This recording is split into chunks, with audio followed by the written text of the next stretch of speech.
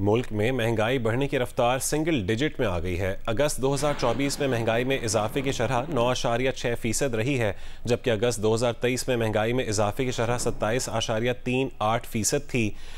इस पर बात करते हैं मुआशी तज्जियाकार खुर्रम शहजाद से। खुर्रम शहजाद साहब, बहुत शुक्रिया जियो न्यूज़ को वक्त देने के लिए। कहेगा कि महंगाई में इजाफे की शरह में जो कमी हुई है, आपके नज़दीक उसकी वजूहात क्या हैं और मुल्क की मजमूई मुआशी सूरत हाल पर अब इसके क्या असरात मुरतब होंगे?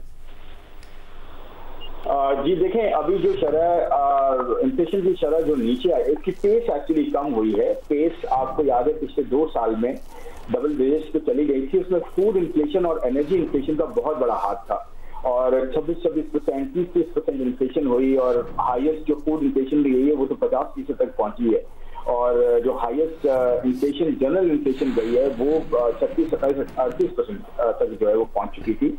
लेकिन अच्छी बात ये हुई, एक तो इसमें जो है फूड प्राइसेस का स्टेबलाइज होना, दूसरा रुपए का स्टेबलाइज होना और तीसरा पेट्रोलियम प्राइसेस नीचे आना आहिस्ता आहिस्ता, और साथ साथ जो हमारे यहाँ फ्लड आ गया था उसके बाद एक अच्छी बम्पर क्रॉप का होना। इन 3-4 वजूहात की बिना पे जो है इन्फ्लेशन में कमी हुई है और खासकर फूड इन्फ्लेशन में बहुत कमी हुई है, जो कि एक आम आदमी को जो है डायरेक्टली इम्पैक्ट करती है। एक और इसमें फैक्टर है जो कि बेस इफेक्ट जिसे हम कहते हैं कि लास्ट 2 सालों में क्योंकि इन्फ्लेशन का बेस बहुत ज्यादा था, उसमें बहुत ज्यादा जो है वो बड़ी इन्फ्लेशन, जिसकी वजह से अगर आज इन्फ्लेशन देखें तो उस बेस का इफेक्ट भी आता है और उसकी वजह से भी आपको शरह नीचे आती हुई नजर आती है। लेकिन एक्चुअली पिछले 2-3 महीनों में नेगेटिव इन्फ्लेशन भी हुई है, यानी कि इन्फ्लेशन की शरह गिरी हुई है, जो कि बहुत अच्छी जो है खबर है एक आम आदमी के लिए। अच्छा खुर्रम साहब, अब इन्फ्लेशन रेट को मद्देनजर रखते हुए क्या अगले हफ्ते होने वाली मॉनेटरी पॉलिसी कमेटी मीटिंग में हम शरह सूद में कमी की तवक्को कर सकते हैं? जी बिल्कुल, ये बड़ा इंपॉर्टेंट पॉइंट है क्योंकि देखें इससे बहुत सारी चीजें लिंक्ड हैं। जैसे मैंने कहा कि एक आम आदमी को तो इम्पैक्ट करती है महंगाई की शरह, अगर नीचे आती है तो उसके लिए बेहतरी होती है। दूसरा, ये जो शरह सूद है ये बहुत ज्यादा डिपेंडेंट होता है कि महंगाई की शरह कहाँ जाती है। तो मुझे लगता है, हमारी ये एक एस्टिमेशन है कि अगले 6 महीने में जो है शरह अगर ये महंगाई की इस तरह से सिंगल डिजिट में लेती है जो 3 साल बाद हुई है, तो शरह सूद में कमी की जा सकती है और ना सिर्फ ये कि कमी होगी बल्कि सिग्निफिकेंट कमी की जा सकती है।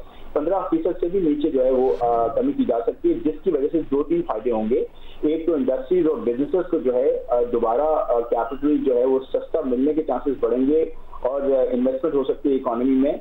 उसके साथ साथ जो गवर्नमेंट ऑफ पाकिस्तान है, इसकी जो इंटरेस्ट की पेमेंट्स हैं इसमें काफी कमी हो सकती है, जो कि एक अच्छा रूम मिल सकता है गवर्नमेंट ऑफ पाकिस्तान को कि वो अपना इस फिस्कल रूम को सही जगह इस्तेमाल करे, टैक्सेस सही जगह से कलेक्ट करे, खर्चों को कंट्रोल करे और इस फिस्कल रूम को सही प्रोडक्टिवली डिप्लॉय करे, ताकि गवर्नमेंट जो है वो ग्रोथ में भी कंट्रीब्यूट कर सके और प्राइवेट सेक्टर को भी जो है वो सपोर्ट कर सके, ताकि हमारी इकोनॉमी में ग्रोथ हो, ताकि महंगाई की शरह से लड़ा जा सके और गवर्नमेंट भी जिम्मेदार। तरसीलात ज़र और रुपए की कदर में इस्तेहकाम, ये किस कदर किरदार अदा करते हैं इन्फ्लेशन रेट को नीचे लाने में?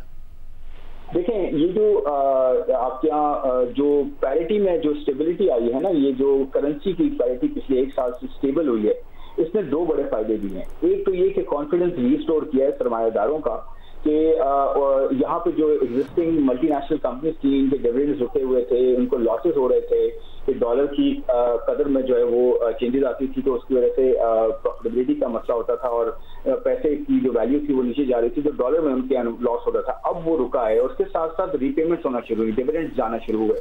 और इसके एक और जो फायदा जो मैं कहना चाह रहा हूँ वो ये है कि महंगाई की शरह में एक एडेड जो इम्पैक्ट होता है वो इंटरनेशनल प्राइसेस का होता है, चाहे वो फूड की हो या एनर्जी की हो।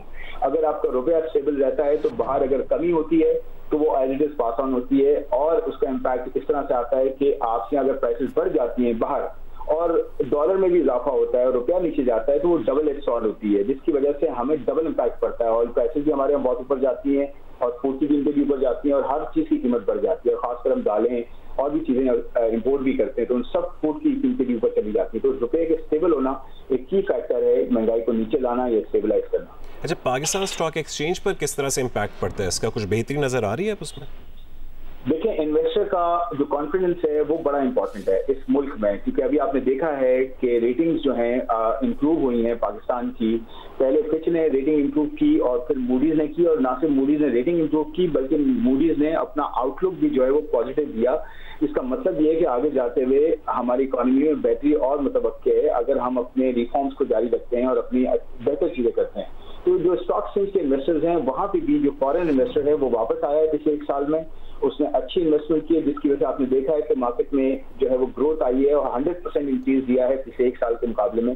पाकिस्तान स्टॉक एक्सचेंज ने भी रिटर्न अच्छा दिया है। तो देखिए, रुपए की स्टेबिलिटी या एक सर्टेन डायरेक्शन जो होती है, प्रेडिक्टेबल सर्टेन डायरेक्शन जो होती है, वो बहुत बड़ा रोल प्ले करती है कि फॉरेन इन्वेस्टर हो या लोकल हो, रॉ मटेरियल इंपोर्ट कर रहे हो या इन्वेस्टमेंट आ रही हो या एक्सपोर्ट हो रही हो, ये सब चीजें जो है आपकी अलाइंड होती हैं अगर आपका रुपया या कोई भी करेंसी आपकी स्टेबल हो या एक डायरेक्शन उसकी हो, एक क्लैरिटी हो। तो मेरे ख्याल में इसका एक रोल पाकिस्तान स्टॉक एक्सचेंज को भी मिला है पॉजिटिव जर्नी की सूरत में।